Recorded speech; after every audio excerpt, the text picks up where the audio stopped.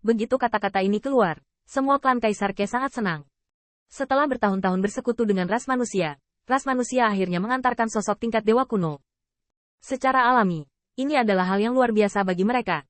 Tapi kalimat Huasu berikutnya membuat Permaisuri Sixia tersenyum tidak wajar.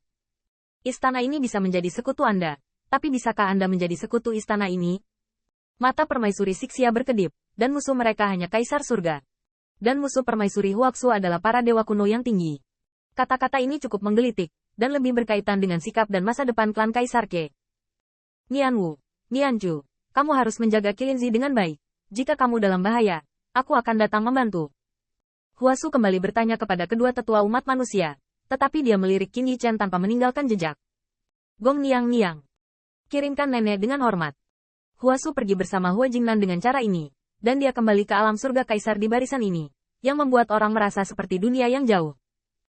Huasu keluar dan nenek manusia terbangun ini sepertinya menyenangkan bagi semua orang, tapi pengorbanan Long Waner membuat kejadian ini sedikit sentimental. Setelah mengirim Huaxu, Ke Tiangxuan memandang kedua tetua umat manusia dengan mata yang berbeda. Itu tidak menyanjung, tetapi ada kecemburuan dan kegembiraan yang nyata. Selamat untuk dua bersaudara, dan selamat untuk Nenek Ling yang telah kembali. Mulai sekarang, kita harus melihat para dewa dan iblis di dunia ini. Siapa lagi yang berani menindas keluarga Ling? Ke Yuheng bahkan mendekati Feng Nianwu dan berkata dengan rasa ingin tahu, Saudara Nianwu, Permaisuri Huaxu, apakah Permaisuri Huaxu benar-benar? Atau apakah itu inkarnasi yang ditinggalkan atau beberapa cara? Feng Nianwu tersenyum bangga, dan dia bisa melihat bahwa dia sangat bangga pada saat ini. Menurutmu apakah jika bukan karena nenek, Kaisar akan dengan patuh meninggalkan kontrak dengan surga? Begitu kata-kata ini keluar, Permaisuri Sixia yang datang untuk menyambutnya semakin terharu. Meskipun Huasu yang kembali bukanlah Huasu yang melangkah ke dunia itu, dia juga nenek manusia yang sebenarnya.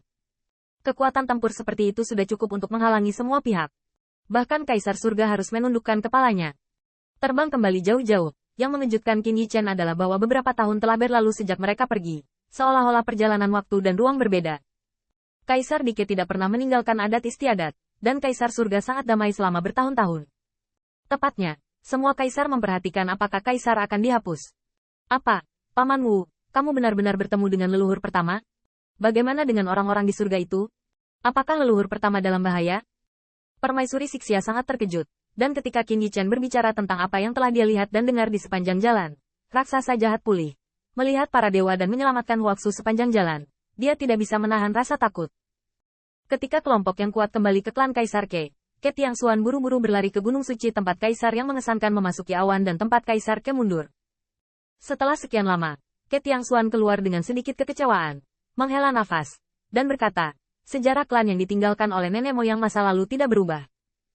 Tampaknya nenek moyang pertama bertemu dengan banyak raja pemetik bintang, serta raksa jahat, iblis berwajah 1000, dua Kaisar Lu Qingtian dan Lu Yu, dan Huaxu, yang tidak tercatat.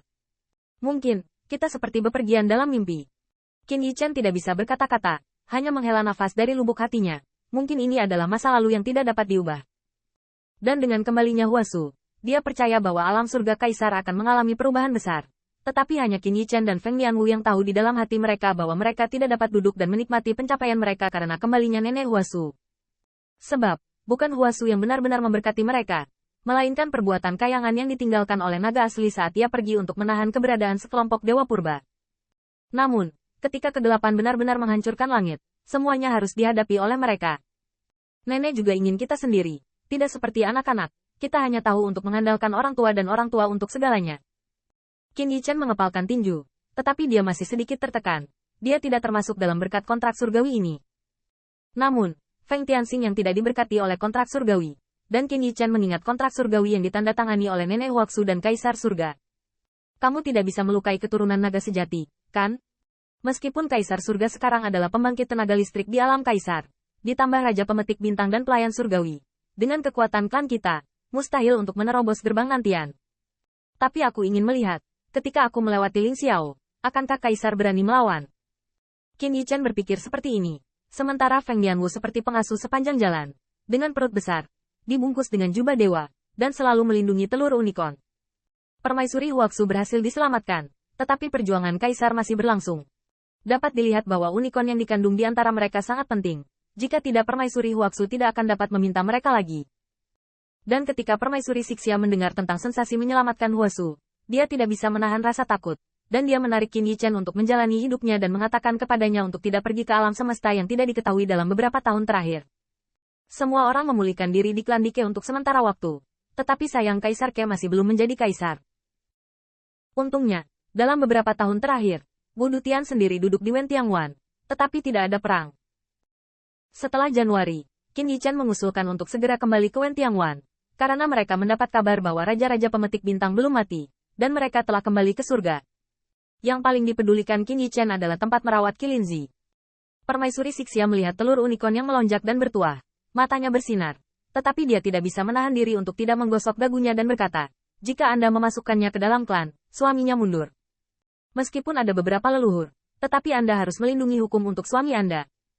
Jika ada perubahan, satu-satunya yang benar-benar bisa mengambil tindakan adalah saya, sesepuh, dan satu atau dua leluhur. Jadi, saya sarankan Anda membawa telur unicorn ke Wen Tiangwan. Kedua tetua umat manusia saling memandang, dan mereka hanya bisa menyetujui saran seperti itu. Awalnya, mereka ingin membawa mereka kembali ke umat manusia. Tetapi di istana Yan Huang, kekuatannya bahkan lebih lemah. Tak perlu dikatakan lagi, Jiang Buyong, satu-satunya yang bisa diletakkan di atas meja adalah Lei Qiu dan Meteorit Bow. Sebagai perbandingan, kekuatan tempur Wen Tiangwan menjadi lebih tirani. Nenek saya pernah memberitahu kami bahwa hanya terakhir kali, gerakan janin, unicorn akan lahir. Jadi kami harus berusaha sebaik mungkin untuk melindunginya. Dan Permaisuri Sixia juga tahu betapa beruntungnya suku Qilin, dan keberadaan paling misterius dari 10 suku dewa teratas. Lebih penting lagi, mereka semua tahu bahwa jika Huasu secara pribadi dapat melakukan hal yang sama, itu pasti unicorn yang luar biasa. Mungkin, ini adalah reinkarnasi dari Kaisar Qilin, sulit untuk mengatakannya. Mengenai hal ini, Permaisuri Sixia tidak berani menjaganya. Dia berkata, Nona Huaxu menghormati klan kami dan bersedia menganggap kami sebagai sekutu. Unicorn yang dipercayakan Permaisuri untuk Anda jaga juga adalah putra suci dari klan kami. Kamu ke Wen Tiangwan, Paman Pek King Tian. Kalau baik-baik saja lebih baik tinggal di Wen Tiangwan. Kalau unicornnya keluar, jadi ada pengasuhnya, bagaimana?